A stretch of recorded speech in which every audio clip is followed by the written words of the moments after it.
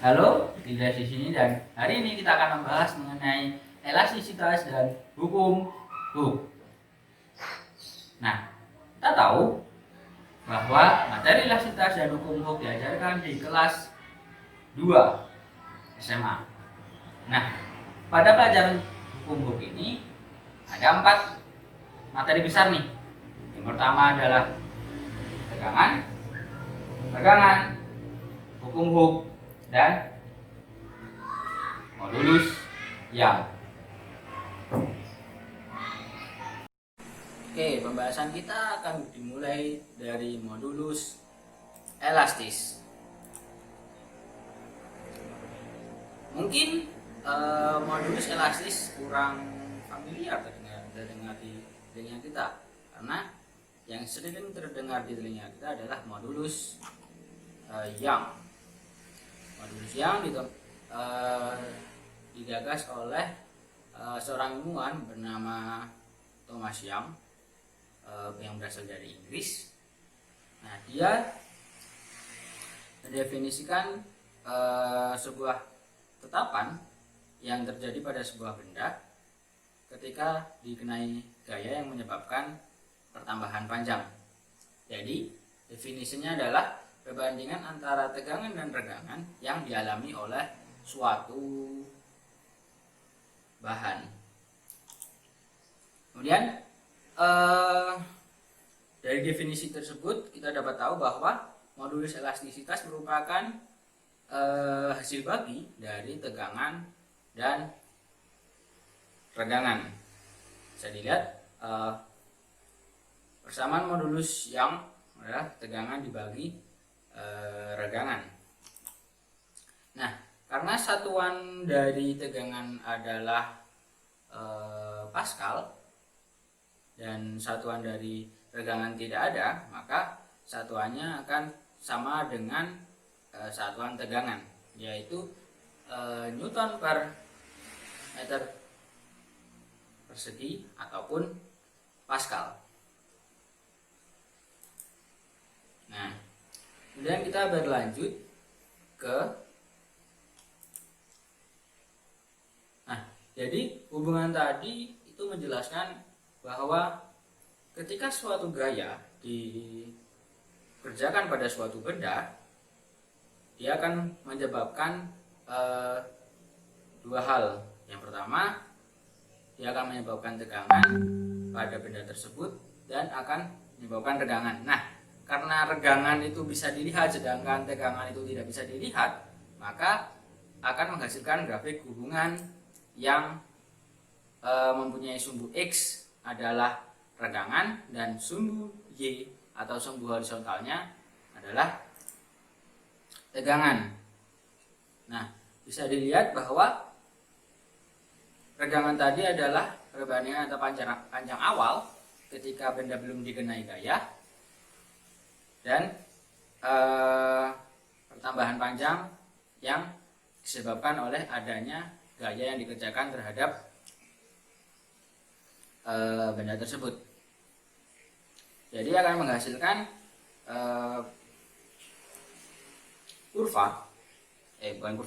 grafik yang menunjukkan bahwa delta L atau pertambahan panjangnya akan sebanding dengan F dan akan membentuk garis lurus. Kenapa yang menjadi sumbu X adalah pertambahan panjang delta L bukan tegangan dulu? Karena yang bisa kita lihat adalah pertambahan panjangnya. Kita tidak bisa melihat tegangan, namun efek dari tegangan dari yang disebabkan oleh gaya tadi bisa kita rasakan.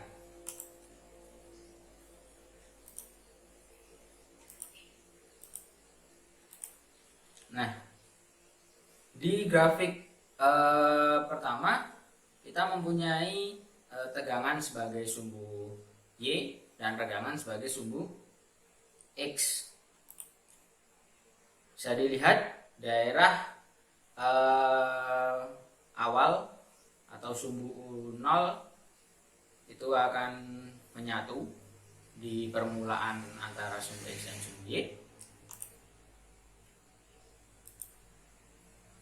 Dan dari dari 0 hingga ke titik A akan membentuk garis lurus.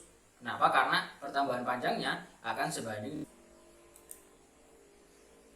Nah, lalu belum bosan dong ya? Belum. Oke. Dari modulus elastisitas tersebut, karena dia mempunyai nilai yang konstan, maka apa ayo? Nah, setiap benda, karena kan kita meninjaunya benda nih,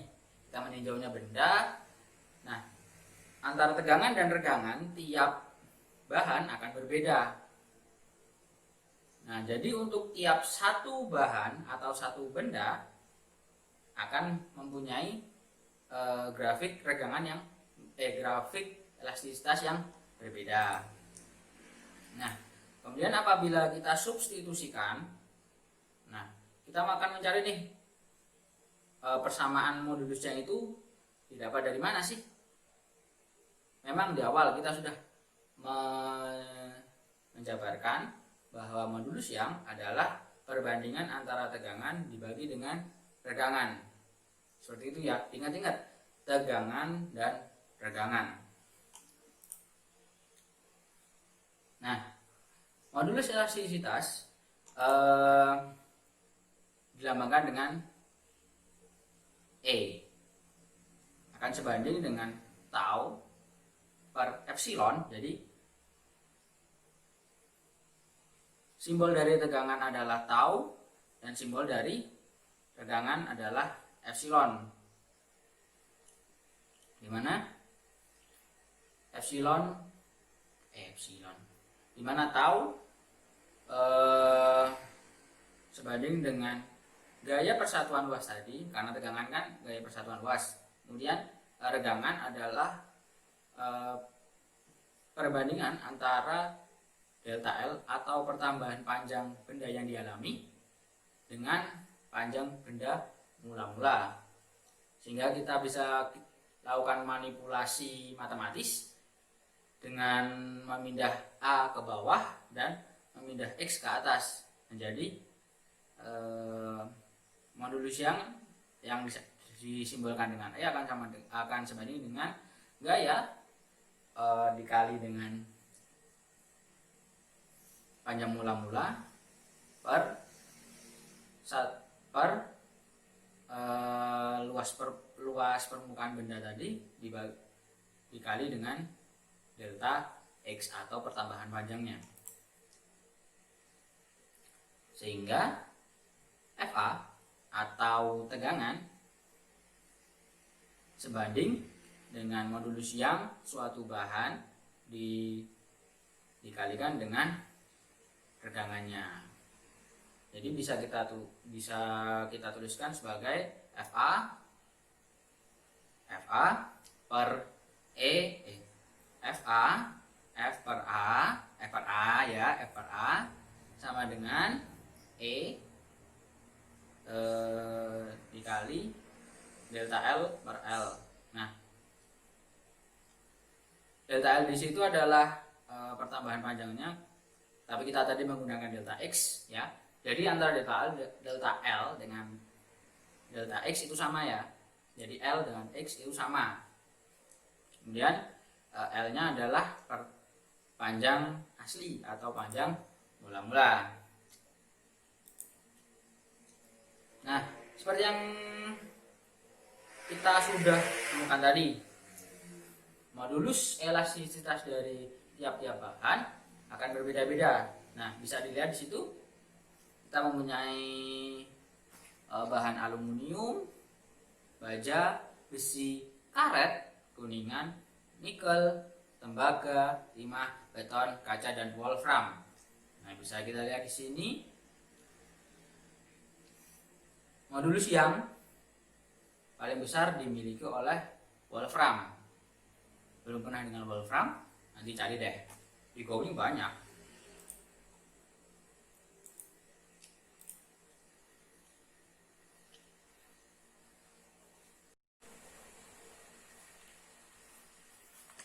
Loh,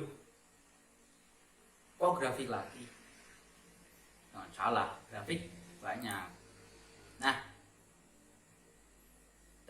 bisa dilihat di sini. Di situ kita mempunyai sumbu mendatar sebagai delta L atau regangan tadi, kemudian F sebagai gaya. Nah, di pertambahan panjang ini tadi seperti yang sudah kita bahas di awal tadi, bahwa modulus yang akan membentuk konstanta di mana daerah O sampai A akan membentuk garis lurus. Itulah kenapa titik A dinamakan sebagai batas linearitas. Nah, dari O sampai A, nah kita bablaskan dulu sampai B. Nah, jadi dari O sampai B itu adalah daerah elastis, O sampai B. Nah, kenapa kok A nya di tengah-tengah? Karena daerah dari A sampai ke B itu memang masih elastis. Tadi aku ngomongnya elastis atau plastis ya? Ya, elastis ya. Kalau salah dibenarkan. Elastis. Tapi kenapa di titik A hingga titik B itu melengkung? Kan melengkung kan?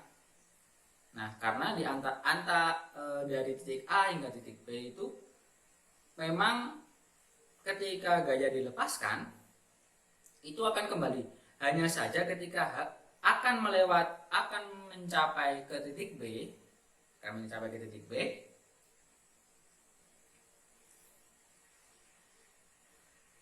benda akan mengalami kalau kita istilahkan itu kritis. Kenapa kok kritis? Karena dia akan menuju sampai ke batas elastisitas. Ketika kita sudah hampir mencapai batas, kan kita akan kalau kita analogikan sebagai diri kita sendiri, kita akan lelah atau kesusahan sampai mencapai di situ. Nah, di situ juga dari A sampai B ketika gaya dilepaskan memang akan kembali elastis, hanya saja susah untuk kembali ke bentuk yang semula. Ya, penjelasan OA, OB dan AB.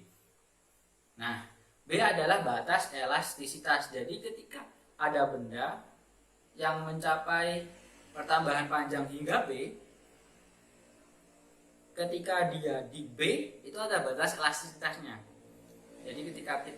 Jadi kalau kita tambahkan lagi gayanya yang akan menyebabkan pertambahan panjang kembali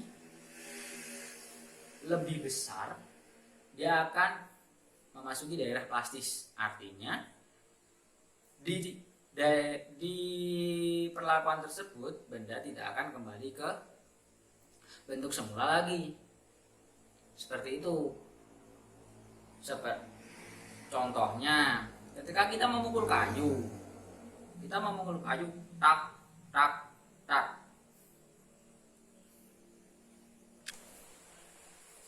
Oke, ternyata nggak ada kayu ya. Ini biting ada kan? Biting. Nah, kita punya biting ini. Kita akan memberikan gaya. Nah, ketika sampai sini, gayanya akan tetap. Ini gaya segini. Ini gaya masih di dalam daerah elastis, jadi dia akan kembali ke bentuk semula ketika kita lepaskan. So, do you see? Nah, kemudian kalau kita memberikan gaya yang lebih dari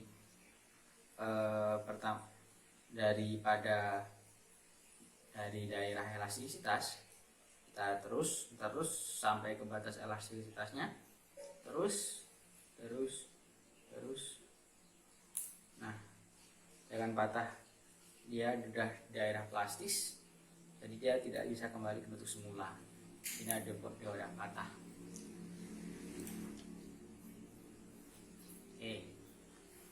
Jadi ketika benda tadi kita teruskan, sebenarnya tadi udah melewati batas elastisitas, hanya saja kita langsung ke titik C, titik patah. Ketika kita terus itu udah di daerah plastis. Jadi ketika kita lepaskan gayanya, lidi tersebut tidak akan kembali ke bentuk semula, tapi akan membengkong dan sampai ke titik patah, klep, sudah lidinya akan patah.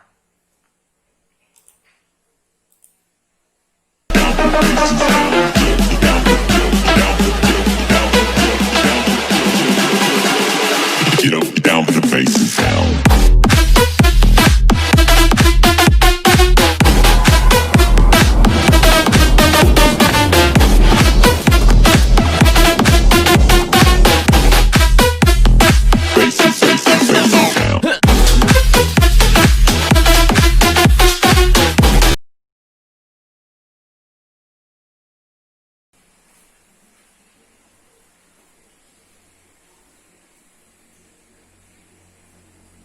Masih di sini. Oke, kita masih berlanjut ke selanjutnya adalah hukum Hooke.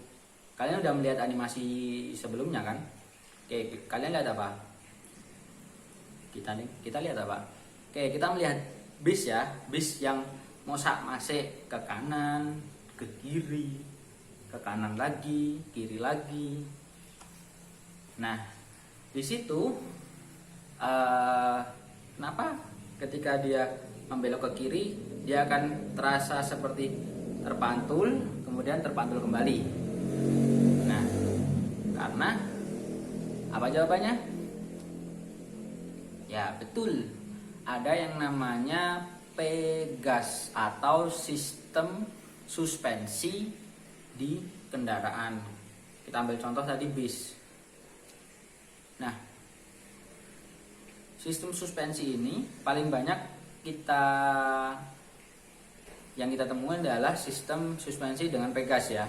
Jadi kebanyakan di motor itu yang di belakang itu, shock breaker yang belakang itu kan akan berbentuk memutar ya, atau spiral. Nah,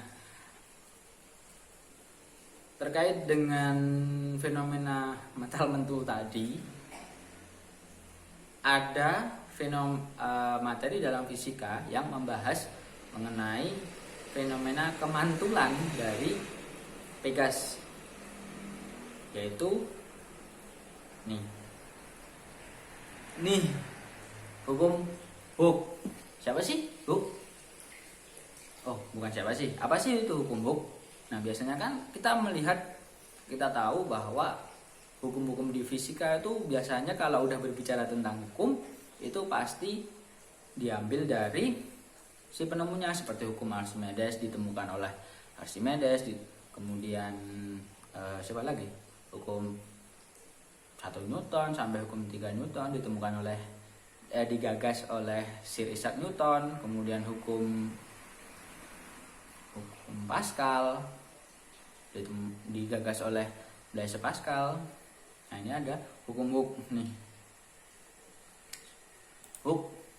Nah, ini bentuk. Ini sketsa wajah dari Robert Hooke, penggagas.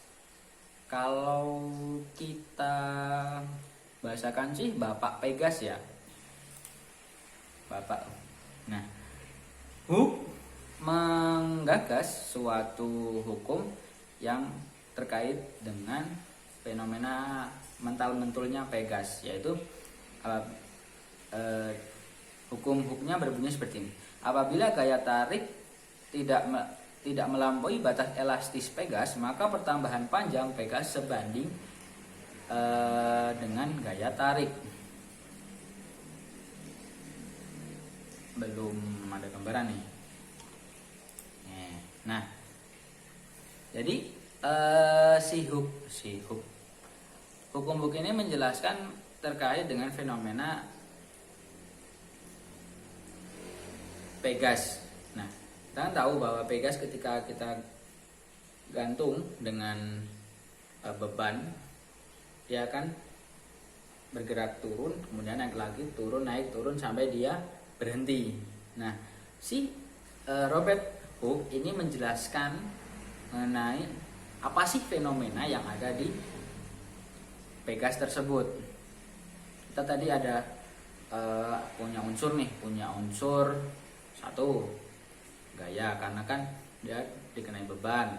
Kemudian karena Pegas itu mempunyai panjang, dia akan bertambah panjang, delta X. Kemudian ini ada satu nih yang belum kita temukan. Nah, makanya ini disebut dengan K atau konstanta Pegas. Persamaan hukum Hooke adalah F sama dengan K kali delta L. Mungkin di buku-buku SMA yang lain menyebutkan delta X. Ingat tadi delta X, delta L itu sama. F adalah gaya yang dikerjakan pada Pegas, kemudian K adalah konstanta Pegas, dan delta L adalah pertambahan panjang Pegas. Dalam satuan meter ya. Kenapa kok satuan meter? Karena itu satuan internasionalnya. Kita berlanjut, ini grafik di mana ini? Nah, kita berlanjut ke grafiknya. Nah, satuan internasionalnya. Kita berlanjut, ini grafik di mana ini? Nah, kita berlanjut ke grafiknya. Nah, bisa kita lihat grafik dari yang digagas oleh Hooke akan berbentuk seperti daerah elastis dari yang sudah kita bahas tadi di modulus Young ya. Nah, grafik gaya titik F terhadap perubahan panjang X akan berbentuk melalui titik asal 0. Jadi titik asal 0 ini, kenapa ada titik asal 0? Karena yang ditinjau adalah pertambahan panjangnya.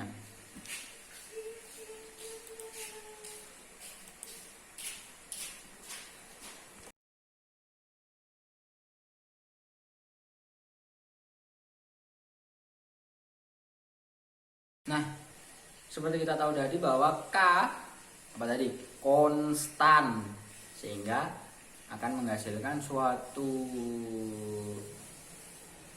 bukan ekipartisi sih, suatu entitas yang menyatakan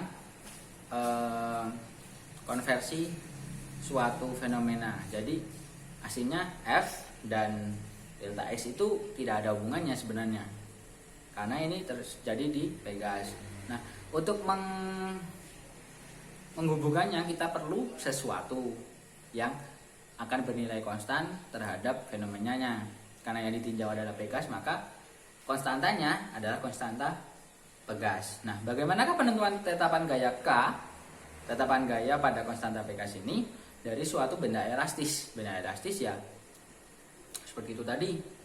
Ada Pegas, ada pir, banyak, ada karet. Kita tahu bahwa gaya tarik F, jadi gaya ke bawah, gaya tarik bumi yang dikerjakan oleh benda padat dinyatakan oleh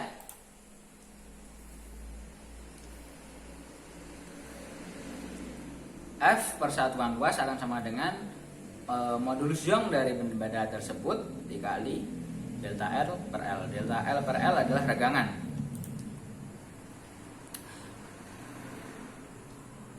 Apabila ruas kiri hanya terdapat gaya tarik F dan diidentikan dengan persamaan hukum Hooke, maka akan diperoleh persamaan tetapan gaya dari Pegas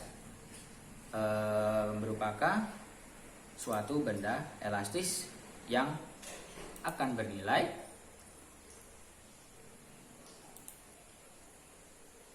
seperti itu. Ya, bisa dilihat ya.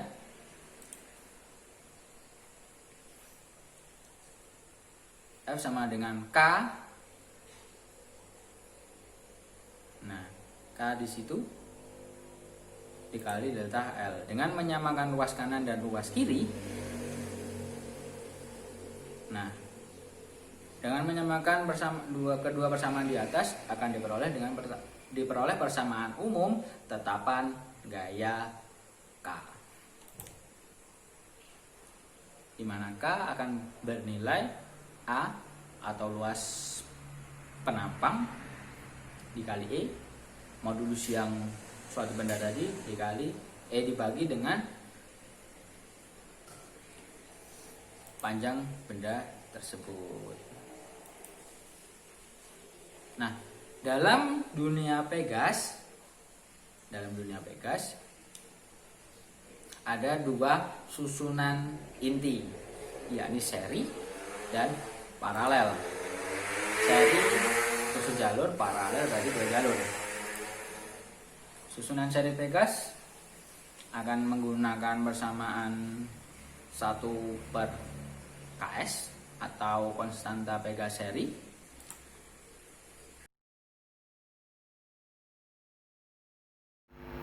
Ini adalah contoh mengenai soal konstanta Pegas.